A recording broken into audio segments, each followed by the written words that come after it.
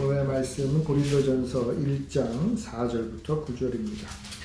그리스도 예수 안에서 너희에게 주신 하나님의 은혜로 말미암아 내가 너희를 위하여 항상 하나님께 감사하노니 이는 너희가 그 안에서 모든 일 곧 모든 언변과 모든 지식의 풍족함으로 그리스도의 증거가 너희 중에 견고하게 되어 너희가 모든 은사에 부족함이 없이 우리 주 예수 그리스도의 나타나심을 기다리니라.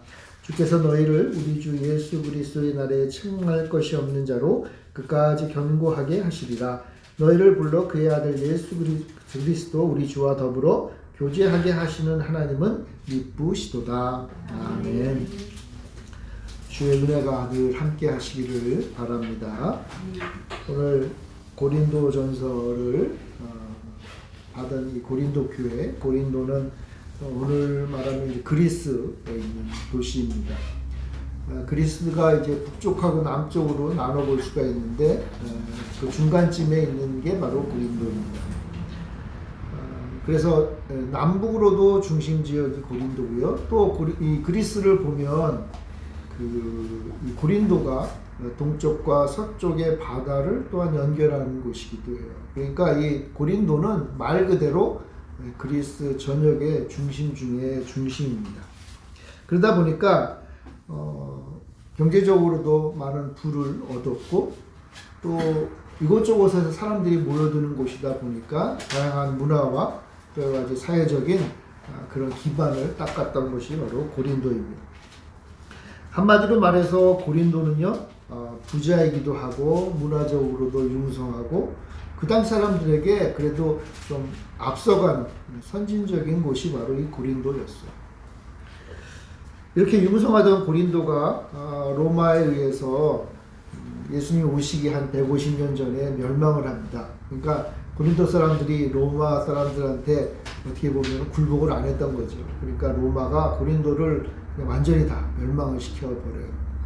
그리고 난 다음에 로마가 한동안 내버려 두었다가 다시 로마가 고린도를 다시 건설을 합니다. 그래서 이전에 고린도는 구고린도, 그리고 이제 로마가 새롭게 건설한 곳은 신고린도 이렇게 불러요. 요즘 이제 우리가 이 그리스의 고린도에 가서 여행을 하다 보면 구고린도와 신고린도의 여러 가지 다양한 그런 건물들이 있는 곳이죠. 나중에 여러분들 한번 여행도 한번 꼭 가보시길 바랍니다. 네. 그런데 여행들 별로 가고 싶지 않은가 봐요. 여행 가보세요. 얼마나 좋겠어요. 자, 그런데 바울이 고린도를 방문했었죠. 바울이 고린도를 방문했을 때는 예수님 이후에 그 기원은 50년경이죠. 그러니까 새로운 고린도가 만들어진 지 한 약 100년 정도 됐을 때, 그러니까 새로운 고린도, 로마의 아주 중심지로서 발돋움한 고린도, 그것도 이제 어느 정도 100년의 역사가 흐르니까 이제 고린도가 정말 그 당시에 굉장히 어떻게 보면 유명하고 탄탄하게 발전했던 때가 바로 이 바울이 고린도를 방문했을 때입니다. 그 이전부터 어떻게 보면 굉장히 좋은 지리적인 환경도 있고 여러 가지 여건들이 있었는데 이제 로마의 힘도 입었잖아요. 그죠? 그러니까 엄청나게 부흥하고 발전했던 것이 바로 고린도입니다. 근데 이렇게 역동성을 가진, 그래서 참 잘 발전했던 고린도인데 또 한편으로는 그런 면에서 굉장히 타락한 곳이기도 했던 게 고린도예요. 우리가 성경을 읽다 보면 고린도는 그런 타락 가운데 성적인 타락도 이야기가 많이 되는데, 왜냐하면 고린도가 섬기는 신들 자체가 성적으로 좀 타락한 곳이었기 때문입니다. 그래서 고린도 사람이 되다, 고린도화 되다 이런 말이 성적 타락을 나타내는 단어로 쓰였다고 하잖아요. 그만큼 어떤 면에서 보면 굉장히 역동적이지만 또 한편으로는 부패하고 타락한 곳이 바로 고린도였다라고 할 수 있어요. 그곳에 바로 바울이 갔고, 그곳에 가서 바울은 복음을 전하면서 한 1년 반 동안 그곳에서 복음 전파 사역을 했고 고린도 교회를 세웠던 것입니다. 바울은 고린도에서 여러 가지 어려움도 겪었고요. 또한 동시에 그의 평생의 동역자라고 했던 아굴라와 브리스길라도 만나요. 그러니까 바울의 마음속에는 고린도가 굉장히 깊게 자리 잡았죠. 힘든 일도 있고 어려운 일도 있지만 또 한편으로는 그의 평생의 동역자 뿐만 아니라 많은 추억들이 있던 곳이 바로 고린도 교회였습니다. 자, 그런데 아까도 말했지만 고린도라는 도시 자체가 좀 굉장히 어떤 면에서 보면 역동적이지만 좀 타락했다 그랬잖아요. 거기에 있는 고린도 교회도 어떤 면에서 보면 그 영향을 받을 수밖에 없었어요. 한마디로 말하면 이 고린도 교회는 엉망진창이었어요. 여러분들이 고린도전서나 고린도후서를 쭉 읽다 보면 야, 도대체 어떻게 교회가 이 모양인가 하는 생각이 들 정도의 일도 벌어졌어요. 고린도 교회는요, 당시 고린도 사람들도 이해할 수 없는 일이 벌어졌던 곳이에요. 그러니까 고린도 교회가요, 한편으로는 바울의 자랑거리이지만 또 한편으로는 바울이 고린도 교회만 생각하면 머리가 지끈지끈 아픈 고민거리였다는 거예요. 고민거리. 여러분들은 목사님의 고민거리가 되지 않기를 바랍니다. 예, 여러분들만 생각하면 목사님이 막 머리가 지끈지끈하면 어떻게 하겠어요? 그죠? 근데 바울은 고린도 교회를 사랑하고 고린도 교회가 정말 마음에 두고 기쁘지만 그러나 한편으로는 고민거리였다. 고민거리. 고린도 교회는요, 죄도 가득했고 뿐만 아니라 고린도 교회는요, 파벌이 굉장히 많았어요. 그러니까 이런 파 저런 파 하면서 분열되어 있었던 거예요. 다 같이 예수 믿는데 다 같이 하나님 섬기는데 나는 이쪽 파야, 나는 저쪽 파야. 뭐 요즘식으로 표현하면 나는 목사님 파야, 나는 장로님 파야, 뭐 이러면서 파벌이 아주 강력했어요. 그런 것들이 웬만하면 그냥 쉬쉬하면서 얘기해야겠잖아요. 그죠? 근데 고린도 교회는 그게 아예 대놓고 하는 얘기였어요. 뿐만 아니라 고린도 교회는 그런 것들 때문에 발생하는 이단들로 가득했어요. 이단. 한마디로 말하면 고린도 교회는 좀 시끄러운 교회였고, 그리고 그것 때문에 바울이 골치 아파했던 거예요. 바울에게 들려오는 거죠. 고린도 교회의 소식이. 그 고린도 교회는 바울의 입장에서 보면 거룩한 자들의 모임이라기보단 하나의 죄인들의 모임처럼 보였던 거예요. 그래서 바울이 고린도전서를 쓴 거예요. 고린도 교회가 잘 나가면 편지를 쓸 이유가 없죠. 그죠? 근데 고린도 교회가 그만큼 엉망진창이니까 그래서 그걸 어떻게 좀 해보고 싶어서 이 편지를 쓴 게 오늘 우리가 읽은 이 고린도전서입니다. 여러분, 우리가 알아야 될 것은 아무리 찬란한 명성을 지니고 그리고 사람들도 인정받는 교회라고 할지라도 약점이 있고 그 가운데 죄가 있어요. 이것은 2000년 전의 이 고린도 교회뿐만 아니라 오늘 이 땅에 있는 모든 교회들이 사실 다 마찬가지입니다. 모든 교회가 장점도 있지만 단점도 있는 것이고 모든 교회가 다 하나님이 기뻐하시는 부분도 있지만 하나님이 미워하시는 그런 죄된 부분도 있는 게 사실이에요. 우린 그것을 어떤 면에서 보면 인정을 해야 되겠죠. 어떤 분들은요, 우리 교회가 이런 것 때문에 나 도저히 못 있겠어 하면서 교회를 떠나려고 하는 분들도 있어요. 목사님이 이래서 나는 떠나야 돼. 장로님들이 이래서 떠나야 돼. 우리 교회는 왜 이 모양 이 꼴이야 하면서 떠나야겠다고 생각하는 분들이 많이 있어요. 그리고는 말하기를 우리 교회 말고 저 교회는 훨씬 나아. 우리 교회 말고 저 교회는 그래도 정말 하나님이 역사하는 교회야. 이러면서 가려고 해. 우리가 기억할 것은 그 교회도 마찬가지라는 거예요. 그 교회도 강점이 있겠죠. 그죠? 우리 교회보다 나은 부분들이 분명히 있지요. 그러나 또 한편으로는 그 교회에도 아픔이 있고 부족한 부분이 있고 약점이 있고 심지어는 죄가 있는 거예요. 그렇기 때문에 내 교회를 불평해서 떠나다 보면요, 자꾸만 떠나게 돼. 내 교회에 대해서 안 좋게 여기기 시작하면요, 자꾸만 헤매게 되는 거예요. 왜냐하면 옮긴 다음에 그곳에서도 역시 또한 약점을 보는 거예요. 저는 교회 안에 죄나 잘못된 것을 내버려야 되라는 말이 아니에요. 그것을 바꿔야 되고 하나님 기뻐하시는 모습으로 변화시키려고 노력을 해야겠지만 그러나 떠난다고 문제가 해결되는 건 아니라는 거예요. 우리는 떠돌이 교인이 되어서는 안 된다는 거예요. 고린도 교회에도 이런 일이 없었겠어요, 여러분? 고린도 교회에서도 그래도 좀 정신이 제대로 바뀐 성도라면 야, 우리 교회가 이 모양이니까 세상 사람들보다 더 못하다. 하나님이 정말 기뻐하실까? 그런 생각이 들었겠죠. 바울도 그런 생각으로 가득 찼습니다. 그래서 바울이 이 편지를 썼다 그랬죠. 그럼 바울은요 지금 굉장히 화가 나 있어요. 화가 나 있어요. 바울은 고린도 교회, 사랑하는 고린도 교회를 생각하면서 이 편지를 쓸 때 굉장히 이 속이 좋지 않았어요. 왜 그렇습니까? 바울이 원하는 교회가 있잖아요. 바울이 바라는 교회. 우리 하나님께서 기뻐하시는 모습의 교회가 있잖아요. 그런데 고린도 교회는 그 모습이 아닌 거예요. 이것은 오늘날 우리들에게도 하나님이 질문하시는 거예요. 여러분 우리 한국교회가 어떠합니까 여러분? 한국교회 좀 욕을 많이 먹고 있죠. 그죠? 네. 한국교회가 좀 문제가 많다고요. 그래서 저도 동의하는 바예요. 우리 한국교회를 생각해 보면 좀 답답해요. 고민이 돼요. 야, 우리 한국교회가 왜 이럴까? 내가 사랑하는 교회가 왜 이 모양 이 꼴일까? 어떻게 보면 세상 사람들보다 더 못하구나. 그런 생각이 들어요. 그게 우리의 고민이 되는 거예요. 우리의 고민. 교회를 바라볼 때마다 고민이 되는 거예요. 교회를 바라볼 때마다 기쁘고, 교회를 바라볼 때마다 행복하고, 우리 교회를 바라볼 때마다 정말 자부심을 느껴야 되는데, 그게 아니라 오히려 더 고민이 됩니다. 그럼 어떻게 해야 될까요, 여러분? 우리 교회를 바라보면서 여러분들이 지금 출석하고 있는 교회나 아니면 우리 한국 교회를 바라보면서 우리는 과연 어떤 마음을 가지고 있어야 될까요? 아, 우리 이게 안 되겠어. 우리 목사님 정말 엉망이야. 나 떠나야지. 불평 불만하고 떠나야 됩니까?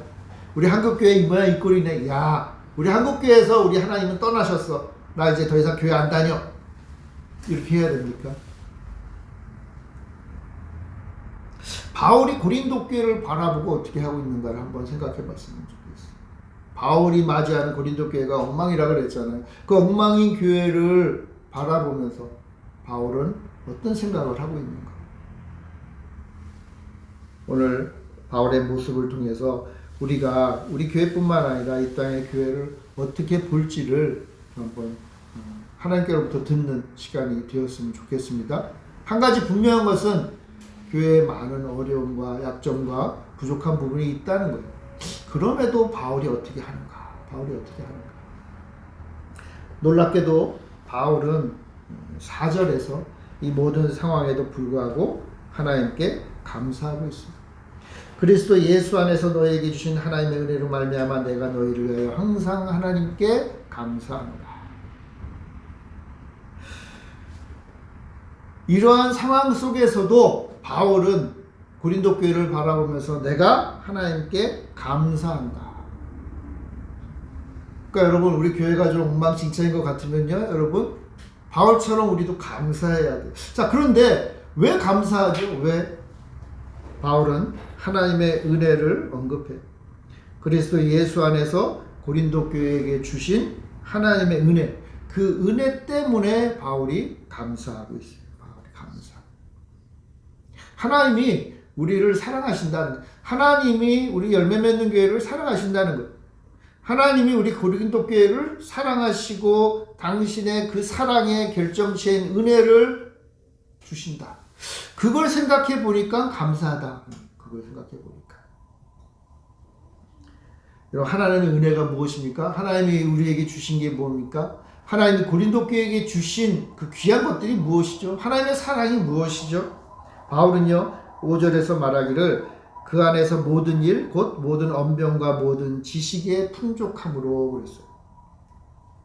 바울은요 고린도 교회가 언변과 지식이 풍족하다. 이 언변이라는 말은 말 그대로 이 말을 잘하는 거예요. 지혜로운 거예요. 그러니까 고린도 교회는요 딱 봤을 때 고린도 교회에 속한 성도들의 모습을 봤을 때 굉장히 지적이고 말도 잘하고 좀 보기에 좋았다는 거예요. 여러분 그 당시 그리스 로마 시대에는요 말 잘하는 게 굉장히 큰 힘이었잖아요. 수사학이 발달했던 곳이 그곳이잖아요. 그러니까 말을 잘하는 사람들이 인정받던 시대예요. 그런데 고린도 교회를 딱 보니까 고린도 교회 성도들이 어떤 사람이다? 말을 잘하는 사람들이다. 지혜로운 자들이다. 바울은요 고린도 교회가 그러하다 그래요. 그러하다. 자, 그런데 이 말을 듣고 고린도 교회가 싫어할 이유가 없죠. 바울이 이 말을 괜히 한 게 아니라 바울이 말하는 이 고린도 교회 성도들은요, 말 그대로 말을 잘하고 지혜로운 자들이었어요. 뿐만 아니라 우리가 고린도전서를 쭉 읽다 보면 알게 되지만 고린도 교회 성도들에게는요, 하나님이 주시는 영적인 체험과 지식이 가득했어요. 영적인 체험도 있었던 사람들이에요. 그리고 이 고린도 교회는요, 방언의 은사들도 많이 나타났고, 그리고 그에 따른 여러 가지 영적인 은사들이 풍성하게 나타났던 교회예요. 자, 그러니까 뭐 고린도 교회 성도들의 입장에서 한번 생각해 보세요. 그러면 무슨 생각이 들었겠어요? 그 사람들은요, 세상에 말도 잘했고, 지혜로웠고, 뿐만 아니라 이 영적인 영역에 있어서도 하나님 주신 은사로 가득했어요. 어떤 면에서 보면 오늘날 우리들이 가장 바라는 전형적인 좋은 모습이잖아요. 그죠? 세상에서 지혜롭고 영적으로도 충만한 사람이 얼마나 멋져요. 고린도 교회 성도들이 그러했다는 거예요. 그러니까 고린도 교회 성도들은요, 바울이 우리들이 가지고 있는 이 은혜와 은사들을 하나님이 주신 것 때문에 감사해 했을 때, 아, 그렇죠. 맞아요. 정말 감사합니다. 이런 반응이기보단 당연하지 뭐. 바울이 감사할 만해. 왜요? 우린 잘났거든요. 우린 잘났다는 거예요. 고린도 교회는 스스로 생각하기 우리는 잘났다. 우리는 하나님의 은혜도 충만하고 세상의 지혜도 충만하고 소위 말하면 잘 나가는 사람들이다 생각하고 감사할 만하지 뭐. 까짓 거 뭐.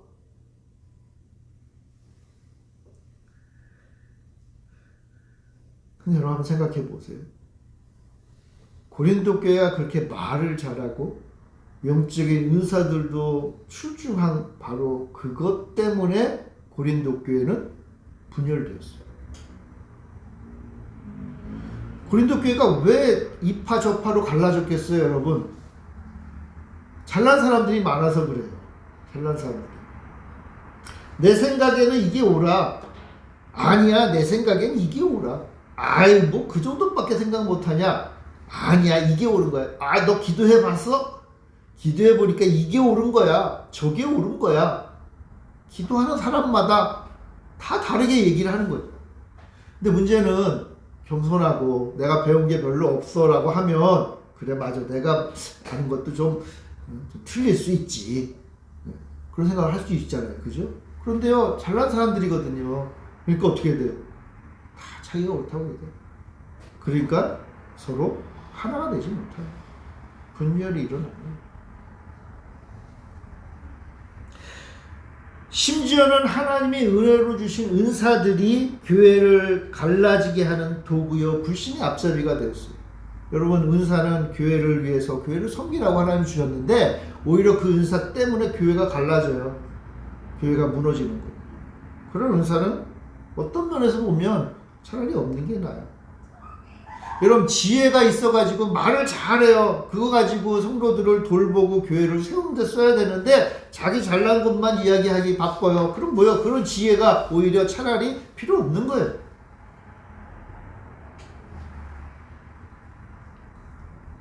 왜 이렇게 되었죠? 바울은요, 이 은사라고 그러잖아요. 은사. 하나님 주신 선물이라는 뜻이거든요. 선물.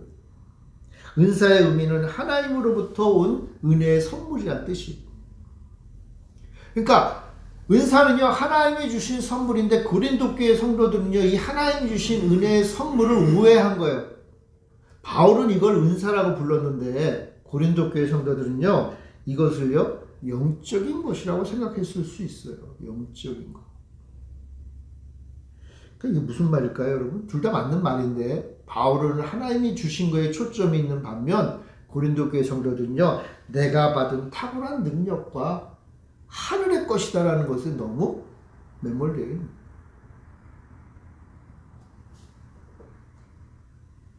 하나님이 주신 거예요. 하나님이 주신 거. 하나님이 자유롭게 당신의 의지에 따라 성도의 필요에 따라 교회의 필요에 따라 적절하게 주신 것이라는 거예요. 내가 아무리 탁월한 능력과 아무리 탁월한 은사가 있다 할지라도 이거 다 하나님이 주신 거야. 좀 다르게 말하면 내 거 아니야 라는 것을 알아야 된다는 거예요. 근데 고린도 교회는 그러지 않았다는 거죠. 우리 고린도서를 쭉 읽다 보면 고린도 교회는 그게 자기가 똑똑해서 내가 잘나서 내가 훌륭하니까 하나님이 주신 거야. 이거는 심지어는 내 거야. 영원히 그것을 소유한 것처럼 생각하는 거예요. 그러니까 어떻게 돼요? 싸울 수밖에 없는 거죠. 그러나 바울은 그렇지 않은 거예요. 바울은 그거 다 누가 주셨다? 하나님이 주셨다. 하나님이 주셨다. 그래서 은사라고 하는 거예요. 은혜의 선물이다. 하나님이 나에게 주신 은혜의 선물. 하나님 우리 교회에 주신 은혜의 선물. 하나님이 주셨다. 그럼 하나님이 우리에게 우리 교회에 은사를 주시고 능력을 주시고 지혜를 주시면 그래서 하나님이 주신 것임을 잊어서는 안 돼요. 하나님 주신 것. 여러분 그렇기 때문에 바울이 감사하는 거예요. 그렇기 때문에요. 바울이요 고린도 교회가 받은 은사와 고린도 교회가 지닌 능력에 대해서 감사하는 거예요. 사실은 겉보기에는 그 은사와 능력들 가지고 서로 치고받고 싸우고 있는 거예요. 그러니까 바울의 입장에서는 그게 오히려 안 좋죠. 그렇지만 그럼에도 불구하고 감사해요. 왜요? 그게 하나님께로부터 온 거니까. 은혜로 주신 거니까. 우리가 잘못 쓸 뿐이지 그러나 하나님이 주신 그 은혜와 은사를 우리는 감사해야 돼요. 바울은 감사해요. 사랑하는 성도 여러분, 하나님이 우리에게 주신 은사, 지혜, 능력 감사하시기 바랍니다. 감사하셔야 되고 하나님이 주신 거니까. 하나님이 주신 거. 성도 한 사람 한 사람 보면 부족한 부분이 분명히 존재하지만 하나님은 그 부족한 자들 가운데 하나님의 은사와 능력을 주셔서 함께 하나의 일을 이루어가게 하세요. 그게 하나님의 뜻이에요. 그거를 바울은 아니까 감사하는 거예요. 감사하는 거. 여러분 이 모든 은사는 우리 하나님께로부터 와요. 그것이 다 우리 주님으로부터 오는 거예요. 그러니까 어떤 면에서 보면 주님을 소유하지, 우리 공동체 교회가 주님과 함께 하잖아요. 그죠? 그러니까 우리 교회가 다 그것을 소유하고 있는 거예요. 나에게만 주신 것일 수 있지만 그렇다고 나만 위해서 쓰는 건 아니라는 거예요. 어떻게 해요? 다 함께 소유하고 있는 거예요. 그러니까 교회가요, 은사를 얼마나 충만히 누리고 있는가를 볼 때 한 사람 한 사람에게 있는 것보다는 교회 전체가 무엇을 가지고 있느냐가 중요합니다. 바울의 확신은 교회가 하나님의 은혜를 충만하게 받았고 그 은혜의 선물을 충만히 받은 곳이다 라는 것을 바울은 확신했어요. 자, 교회가 우리의 고민거리고 교회가 참 골칫거리고 교회가 정말 부족한 게 많지만 우리가 확신해야 될 게 있다는 거예요. 우리 교회는 뭐다? 하나님의 은혜를 받은 곳이다. 하나님의 은혜를 받은 곳이다. 여러분 이러쿵저러쿵 해도 교회가 하나님의 은혜가 있는 곳이, 교회가 하나님의 능력이 나타나는 곳이. 그러니까 여러분들이 하나님의 은혜를 받고 싶고 하나님의 능력을 체험하고 싶고 하나님과 함께 하기를 원하면 교회 와야 돼요. 교회에 속해야 돼요. 어떤 교회도. 고린도 교회 맞아. 고린도 교회 정도 된 그렇게 엉망진창인 교회라도 그래도 교회에 와야 된다. 우리가 받은 모든 은혜의 은사를 감사히 여기며 우리 바울처럼 찬양하는 여러분들이 되시길 바라요. 그리고 두 번째로 바울이 고린도 교회를 바라보면서 감사하는 두 번째 이유가 있어요. 그것은 교회가 철저하게 하늘의 소망의 틀 안에 있다는 7절에 보면 이런 말씀이 있어요. 너희가 모든 은사에 부족함이 없이 우리 주 예수 그리스도의 나타나심을 기다리리라. 자, 모든 은사에 부족함이 없. 그러니까 지금 교회가 은사를 풍성하게 받아 누리고 있다는 거예요. 자, 그런데 아직 더 중요한 게 하나 더 있다는 거예요. 뭐냐 하면 우리에게 소망이 있다. 지금 우리가 이만큼 받아 누리고 있어요. 고린도 교회는 거의 최고의 은사들을 받아 누렸잖아요. 그러니까 고린도 교회 성도들은 이렇게 생각한 거예요. 야, 우린 됐다. 우리는 하나님으로부터 너무나 많은 걸 다 받았어. 우리 교회는 너무나 잘 나가는 교회야. 우리 교회는요, 돈도 많고 은혜도 많고 능력도 많고 은사도 많고 온갖 하나님의 역사가 다 일어나. 얼마나 자랑스러워요. 그죠? 다 된 것 같아요. 다 이루어진 것 같아요. 근데 바울은 말하기를 아니다. 아직 더 받아야 될 것이 있다. 그게 뭐예요? 마지막 때를 향한 소망이라는 거예요. 소망. 여러분, 교회가요, 하나님의 은혜를 풍성히 받고 있는데 동시에 아직 못 받은 것도 있는 공동체예요. 교회는요, 이 땅에서 하나님이 주시는 은혜를 풍성히 받아 누리고 있는데 많이 받으면 받을수록 우리가 기억해야 될 게 있어요. 아직 못 받은 게 있다는 거예요. 그게 뭐예요? 마지막 날 주님과 함께하는 영원한 소망이 있는 거예요.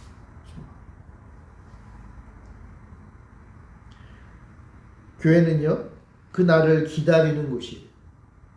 은혜를 많이 받고, 인사를 많이 받고, 능력을 많이 받고, 복을 많이 받아도 기다려야 될 날이 있는 공동체가 교회예요. 어떤 분들은요, 가끔 하나님이 너무 복을 주셔가지고요, 저는 다 받아 누리고 있어요. 보아하니 그래요. 돈도 많고, 건강도 하고, 자녀들도 잘 되고, 교회도 아주 큰 교회 다니고, 그곳에서 장로, 권사, 집사님 다 하고 있고, 부족한 게 없어 보여요. 근데요, 성도들은요, 그 모든 것을 다 받았다고 해서 부족함이 없어요 라고 말을 하면 안 된다는 거예요. 우리 그리스도인들은요, 이 땅에서 아무리 많이 누려도 부족한 게 있는 사람들이에요. 뭐가 부족하죠? 하나님 앞에 마지막 날 서야 될 때 그때 받을 것이 있는 사람들이에요. 하나님 앞에 심판 자리에 서서 잘했다 칭찬 받아야 될 게 남아있는 사람들이에요. 우리는. 그럼 이거를 우리는 반드시 기억해야 돼요. 우리 그리스도인들이요, 우리는 아직 받을 게 있는 존재들이에요. 우리는 아직 하나님 앞에 서서 회개해야 될, 계산을 해야 될 때가 남아있는 사람들이에요. 마지막 평가에서 책망할 것이 없고, 그리고 착하고 충성된 종으로 부름 받아야 된다. 바울이 왜 이 말을 할까요? 고린도 교회 성도들이 이 부분에 있어서 좀 흔들리고 있는 거예요. 왜요? 고린도 교회는요, 다 누리고 있으니까. 아마 고린도 교회 성도들이 이런 은사들 또는 은혜들이 많이 임하다 보니까 역사들이 많이 일어났죠. 그러니까 굉장히 좀 열광적이고 굉장히 좀 어떻게 보면은 약간 흥분되어 있는 상태 같아요. 왜들 안 그러겠어요? 여러분, 우리 교회에도 막 하나님이 그런 은혜와 은사와 능력들을 막 부어주기 시작하면 정신없겠죠? 그죠?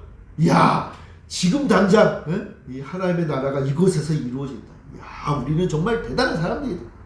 우리는 슈퍼맨들이야. 뭐 이러면서 얼마나 흥분했겠어요. 그리고 마치 우리가 이 땅에서 모든 것을 다 이룬 것처럼 생각을 했을 거예요.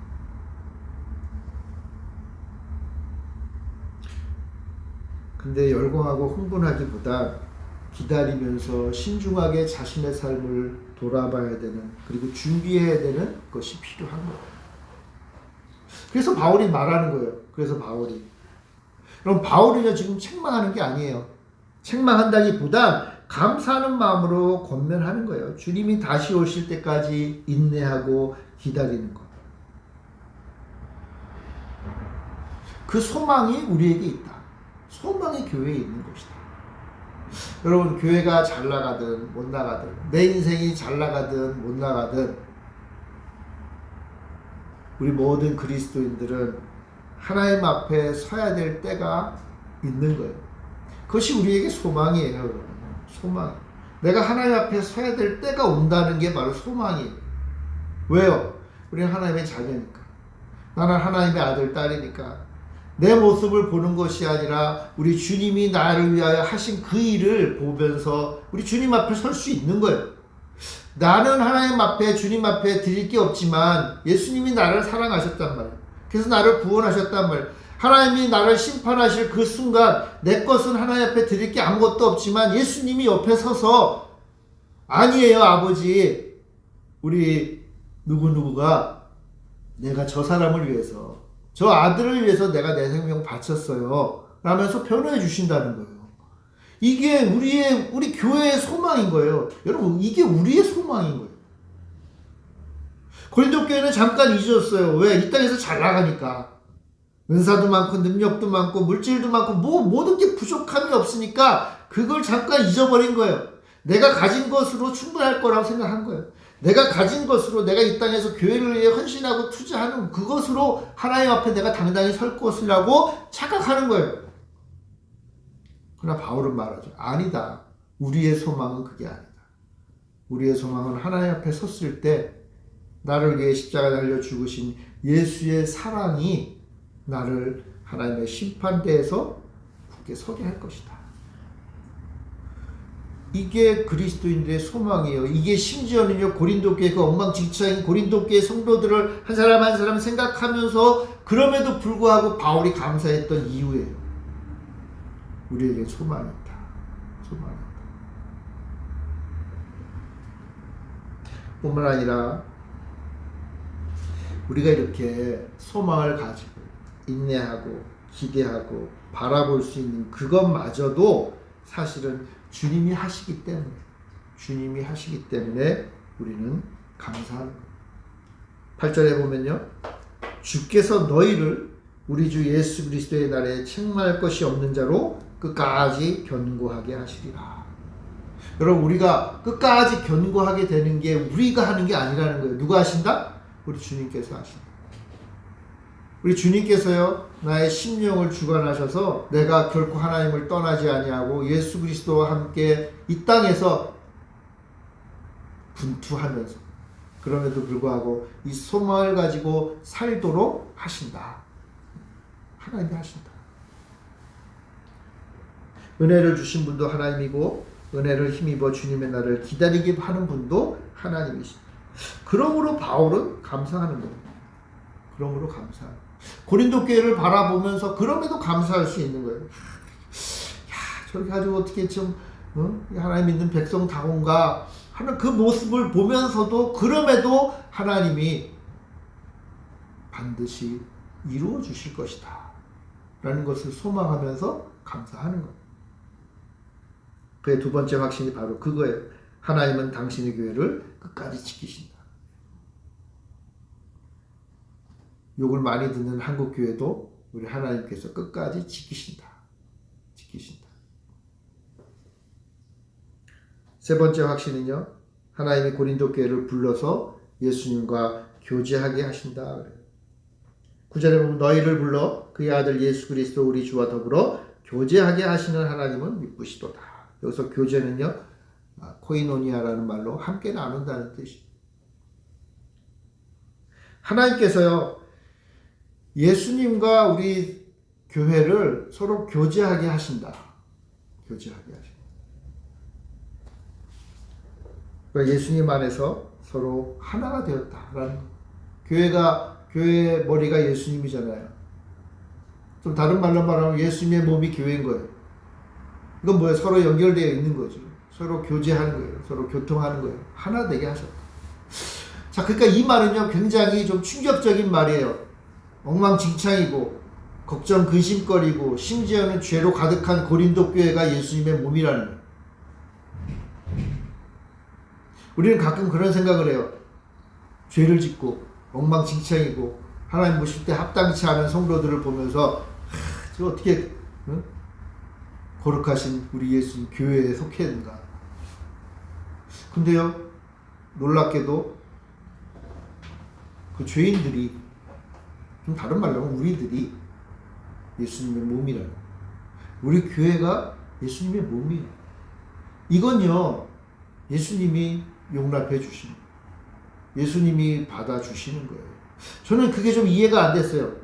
야, 어떻게 부정하고 더럽고 죄로 가득한 이런 교회가 거룩하신 우리 예수님과 한 몸일까? 성경은 그렇게 얘기하는데 도대체 이해가 안 되는 거예요. 왜냐하면 거룩하지 않은 것과 거룩한 것을 아주 구별한 게 하나님의 뜻이었고, 근데 거룩하지 않은 내가 정말 하나님 보시기에 합당치 않은 죄를 맨날 짓는 내가 어떻게 하나님과 한 몸일까? 이건요, 한마디로 말해서 예수님이 받아주시는 거예요. 용납해 주시는 거예요.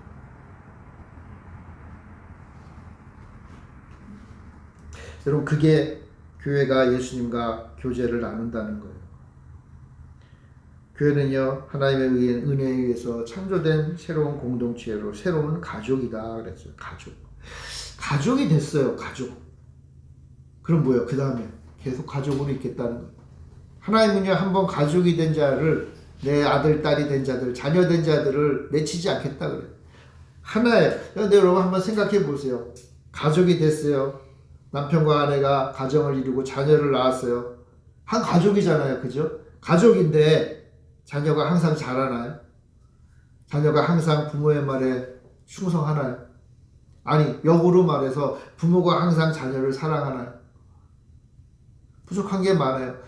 부모와 자녀답지 않은 모습들도 가끔 있어요. 근데 그럴 때마다 이제 가족의 관계를 끊어버리자. 열을 끊자. 말은 그렇게 하는데 그렇게 쉽나요? 쉽지 않죠? 말은 막 호적파라 뭐 이러면서 나누지만 쉽지 않잖아요. 여러분 세상의 가족도 열을 끊기가 쉽지 않아요. 근데 하나님께서는요, 예수 그리스도의 피값으로 우리를 사셔서 우리를 하나님의 자녀 삼으셨잖아요. 그 다음에 어떻게 하신다는 거예요? 절대로 끊지 않겠다고 하셨어요. 그러니까 절대로 하나님 한번 말씀하셨잖아요. 내가 우리 자녀를 삼아서 가족이 되어서 절대로 이거 끊어버리지 않을 거야. 하나님 한번 하신 말씀을 포기하진 않으세요. 근데 문제는 뭐예요? 자녀들이 좀 말을 안 듣네. 심지어는 죄를 짓네. 이스라엘 민족처럼 죄를 지어요. 그럼 어떻게 해요? 원래 같으면 벌써 다 잘라내야죠. 자녀가 아니라 왼수면 암세포면 잘라내야겠죠. 그러나 하나님 우리 자녀들을, 교회를 그렇게 보지 않으신다. 어떻게 해요? 품으십니다. 그리고는 어떻게 합니까? 죄를 내버려둬서는 안 되죠. 그죠? 끊임없이 책망하고 끊임없이 변화시키고 끊임없이 깨닫게 해서 죄를 떠나가게 하시는 거예요. 언제까지? 하나님 부르시는 그날까지 하시는 거예요. 다만 하나님은 변치 않는 게 있어요. 당신이 자녀 삼으신 자들을 포기하지 않으신다. 당신의 교회를 포기하지 않으신다. 영원히 예수 그리스도와 함께 교제하게 하신다. 여러분 우리는 그런 면에서 예수님과 영원히 교제하는 자들이에요. 예수님과 함께 있는 자들이에요. 나는 예수님의 몸인 거예요. 심지어는 내가 잘하든 못하든 나는 예수님의 몸인 거예요. 한번 하나님의 은혜로 구원받은 자들은 변치 않아요. 이 신분이 변치 않는다는 거예요. 그러니까 바울이 고린도 교회를 바라보고서도 감사하는 거예요. 야, 이렇게 엉망진창인 교회도 우리 주님이 교제하시는구나. 주님이 교제하시는. 우리 교회 볼 때 좀 엉망진창인 부분이 있나요? 근데요, 그럼에도 불구하고 우리 주님은 우리 교회와 성도들과 교제하고 계세요. 근데 우리가 뭐 잘났다고 막 이렇게 자르겠어요. 그죠? 자를 수 없어요. 우리는 품는 거예요. 쉽지 않죠? 하나님이 우리를 품어주시는 것만큼 우리가 하기가 쉽지 않아요. 그럼에도 불구하고 우리는 하나님을 사랑하는 자요. 하나님이 기뻐하시는 뜻을 따라 사는 자들이니까 우리도 품으려고 노력하는 거예요.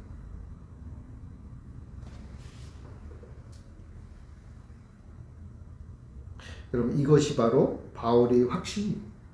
바울이 교회를 바라보고 감사하는 이유예요. 고린도 교회 그 엉망진창한 교회를 바라보면서도 그럼에도 감사한 이유예요. 이 교회 안에 하나님의 은혜가 있고, 이 교회 안에 하나님의 능력이 있고, 이 교회 안에 하나님을 향한 마지막 때를 향한 소망이 있고, 이 교회 안에 하나님과 동행하며 우리 주님과 교제함이 있다는 거예요. 엉망진창인 교회에도 이 땅의 모든 교회가 다 마찬가지인데 그 모든 교회와 우리 주님은 함께 하신다. 그러니까 그것을 딱 아는 바울이 고린도 교회를 바라보니 어떻게 돼요? 속은 좀 끓어오르지만 좀 씩씩거리면서도 그래도 우리 교회를 보면 그래 감사합니다 라는 말이 나와요. 왜요? 우리 하나님께서 이 교회를 당신의 아들의 피값으로 하셨기 때문에. 여러분들 다 우리 예수님의 피값으로 하나님이 사신 사람들이고, 그리고 그 안에 하나님의 은혜가 임한 자들이고, 하나님의 능력이 임한 자들이고, 하나님을 향한 소망을 품고 사는 사람들이고, 무엇보다도 여러분들은 다 예수의 몸이에요. 그러니까 하나님이 예수님을 얼마나 사랑하세요. 그죠? 하나밖에 없는 아들 예수님을 사랑하는데 그 예수님의 몸이 여러분들인 거예요. 좀 때도 묻었고 좀 문제도 있고 속에서 염증도 생기고 문제가 있긴 하지만 그렇다고 해서 사랑이 사라지지는 않는 거예요. 염증이 생기면 약 먹이는 거고 더러우면 깨끗하게 씻기고 그렇게 해서 어떻게 하라는 예수 그리스도의 몸다운 몸으로 만들어 가신다. 그러니까 그 교회를 우리 하나님은 뜨겁게 사랑하신다. 뜨겁게 사랑하신다.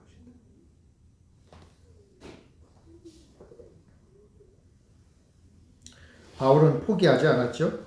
그래서 이 편지 쓴 거예요. 포기하지 않았어요. 하나님이 모든 걸 다 하신다는 것을 믿었어요. 하나님이 은혜 주시고 하나님이 고민거리도 해결하시고 다 하신다. 하나님이 넘치도록 주시고 하나님이 지키시고 마지막 때까지 함께 하심으로 이 교회를 이루어 가신다. 이게 사도 바울이 고린도 교회를 바라보고 깨달은 바요. 그것 때문에 하나님 앞에 감사드리는 이유가 되는 거예요. 사랑하는 성도 여러분, 우리 교회를 여러분들도 사랑하시기를 바랍니다. 사랑하세요. 우리 교회를 사랑하는 것은 곧 나를 사랑하는 거예요. 그리고 곧 우리 예수님을 사랑하는 것이 바로 하나님을 사랑하는 거예요. 그런 면에서 여러분 우리 교회 안에 절망이나 교만이나 갈등과 분쟁이 있지요. 그러나 그것 때문에 교회를 포기해서는 안 되는 거예요. 교회는 원래부터 좀 부족한 부분이 있는 거예요. 교회는 천국이 아니라는 말이 있잖아요. 그죠? 맞는 말인 것 같아요.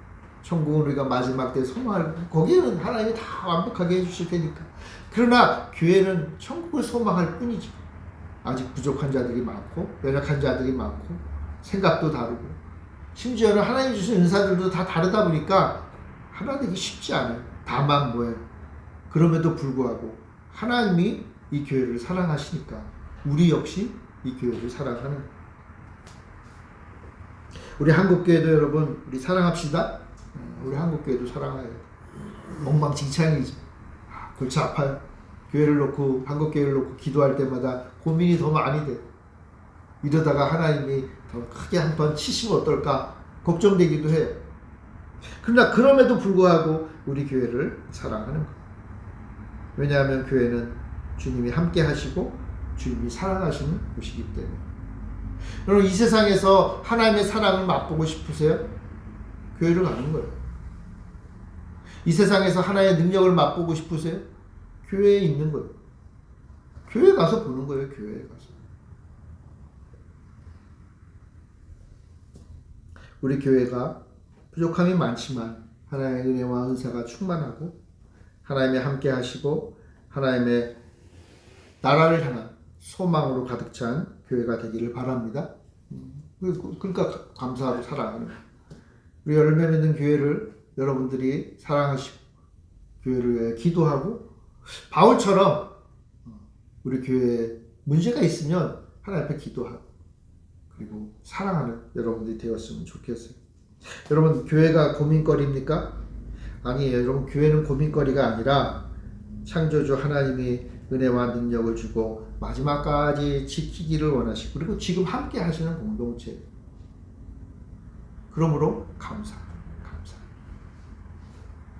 우리 눈에 보잘것 없을지라도 교회는 우리의 감사거리요, 우리의 기쁨이요, 우리의 사랑이 되는 거예요.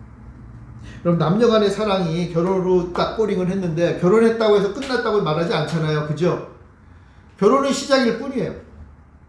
오히려 그 사랑을 더 키워가는 거예요. 우리가 교회를 정하고 그 교회의 구성원이 되어서 나가는 건 완성이 아니라 이제 시작입니다. 하나님의 위대한 일을 시작하는 그것이 바로 교회라는 아직 고민거리도 많고 아직 완전히 걷지도 못하고 아직 아픔이 있어서 무엇을 해야 될지도 모른다 할지라도 그럼에도 불구하고 교회는 고민거리가 아니에요. 오히려 교회는 뭐예요? 우리의 사랑입니다. 우리의 사랑. 바울처럼 바울이 이 엉망진창인 고린도 교회를 이처럼 뜨겁게 사랑하고 하나님께 감사했듯이 우리 역시 우리 한국교회 무엇보다도 우리 열매 맺는 교회를 사랑하고 아끼고 기도하는 그래서 하나님께 감사하는 우리 모두가 되기를 바랍니다. 우리 기도하겠습니다. 사랑의 주님 감사합니다. 부족한 많은 고린도 교회지만 바울이 뜨겁게 사랑함은 하나님께 감사하며 하나님이 주신 그 놀라운 그 은혜를 깨달았기 때문입니다. 주님, 우리 교회도 부족한 것 많습니다. 그러나 주님이 뜨겁게 사랑하시는 이 교회를 우리도 사랑하게 하시고 그리하여 이 교회를 위하여 헌신하며 하나님 나라를 위하여 수고하는 우리 모두가 되게 하여 주옵소서. 주님, 우리 교회가 나의 고민거리가 됐지만 또한 한편으로 나의 사랑임을 우리가 잊지 않고 나아가는 우리 모두가 되게 하여 주옵소서. 감사드리며 예수님의 이름으로 기도합니다. 아멘.